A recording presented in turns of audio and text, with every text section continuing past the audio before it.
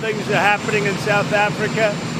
The leadership is doing some terrible things, horrible things. So that's under investigation right now. We'll make a determination.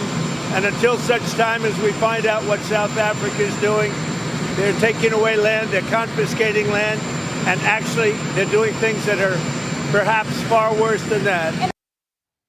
Welcome to the Trump vortex, Sakina. Essentially, South Africa shouldn't feel too special by being mentioned here in a Truth Social post because you are in very good company. Ask the Canadians, ask the Mexicans, ask the Panamanians, ask the European Union. I mean, you mention a country where the foe or friend of the United States, Donald Trump, is fighting tough since his inauguration. And South Africa now has been castigated in this Truth Social post. And of course, the subsequent remarks that he's made on television. South Africa is confiscating land, he says, and treating certain classes of people very badly. It's a bad situation that the radical left media doesn't even want to mention. A massive human rights violation at a minimum. It's happening for all to see. The United States won't stand for it. We will act. Also, I will be cutting all future funding to South Africa until a full investigation of the situation is completed. And remember, Sakina, this kind of language comes in a broader context